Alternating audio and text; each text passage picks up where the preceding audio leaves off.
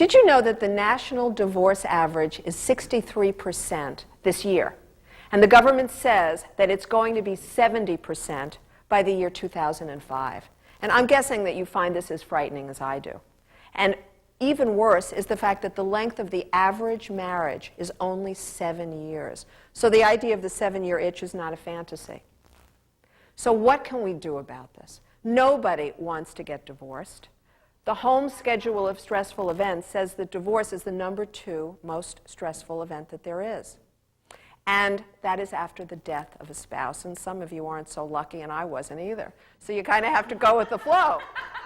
Now, you don't want to finally find somebody that you want to marry and then mess it up.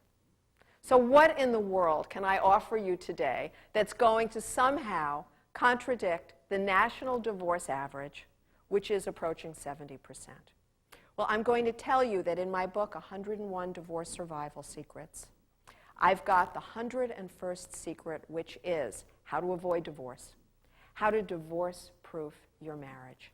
And that is unconditional love. Don't start throwing things at me yet. I have been told by clients that they've never heard anything more horrifying in their life. That this guy or this woman that they're married to, and they came to me for compassion, they came to me for empathy, I'm now advising that they should love this person unconditionally. Well, I have never seen trying to change a spouse to work. And believe me, I've tried. I've been married twice. I've had lots of relationships. And I've seen lots of others who've done the same. So you can try to change him, try to change her, but when that doesn't work, you'll be back where you started with Survival Secret 101.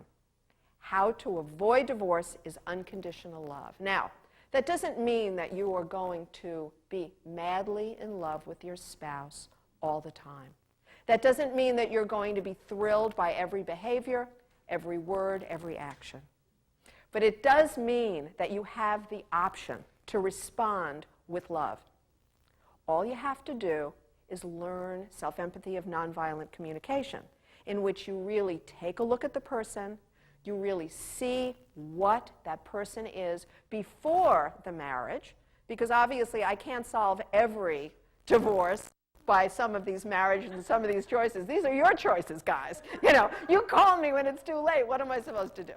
However, you can use self-empathy. So let's say you're in a relationship with someone and there's this behavior that has been driving you crazy for years. But you really love her. You really love her and you don't want to get a divorce. But every time the behavior occurs, you're triggered to a thought of anger or grief or sadness. The opportunity is seeing what is your unmet need. Now, you have in your manual this page with the 7 stages of love. And it's really important. These 7 stages have been identified by Dr. Frank Zizzo, who's the clinical psychologist for thedivorceforum.com. And the 7 stages, you can see, are dependency, need, and control. That's phase 1. Many of us are in relationships and we say, my husband, my wife is so controlling. And the bad news is that it is always unilateral. There's never a relationship in which control exists where there isn't one person controlling and the other person resenting or fearing control. The next phase, which is the engagement phase, and I don't mean the ring, because we're here really looking at relationships before we get married.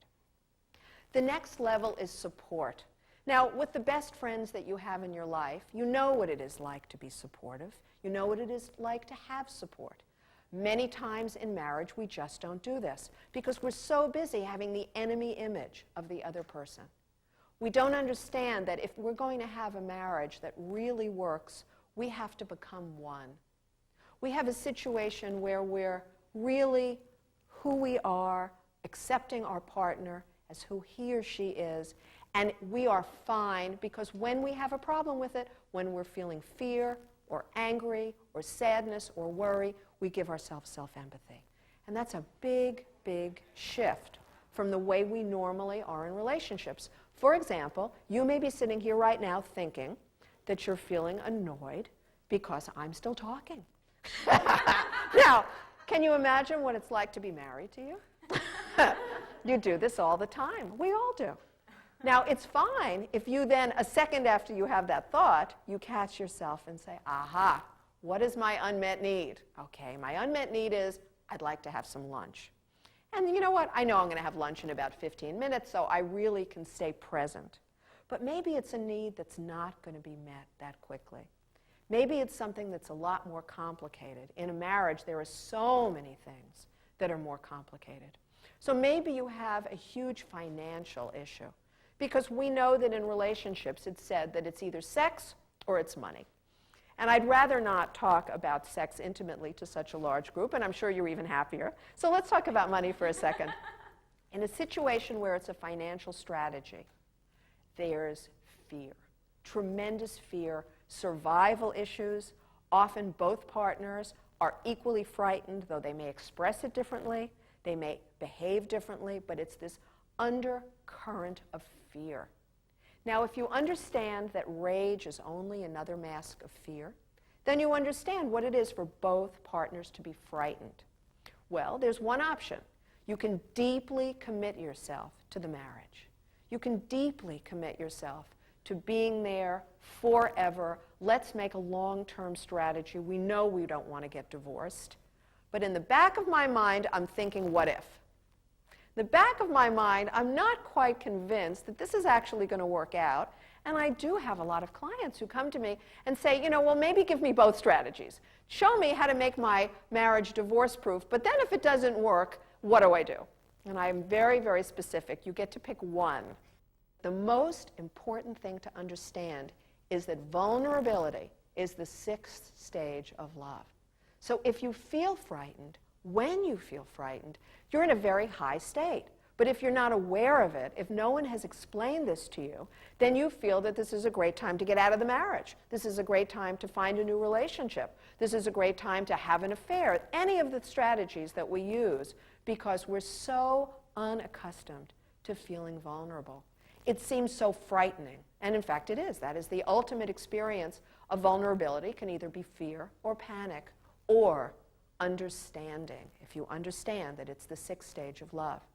Now, the 7th stage of love, unself-consciousness, is that wonderful state that you've experienced a few times in your life, maybe some of you are in it all the time, where who you truly are is accepted by someone that you love.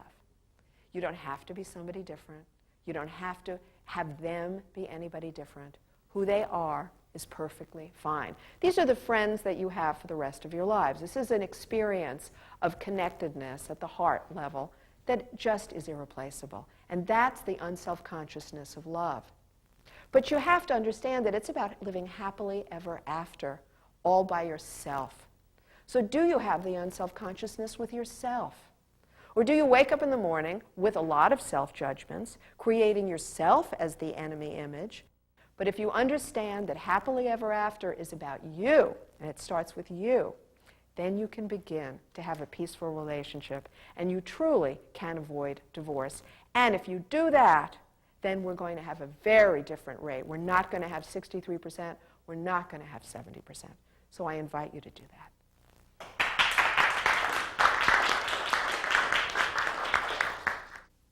Thank you so much for your interest in the seminar on how to avoid divorce and how to divorce-proof your marriage. My name is Susan Allan. I'm the founder of thedivorceforum.com, and I'm the syndicated columnist of the Ask the Divorce Coach column.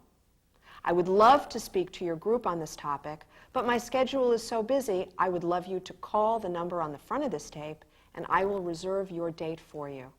Thank you so much.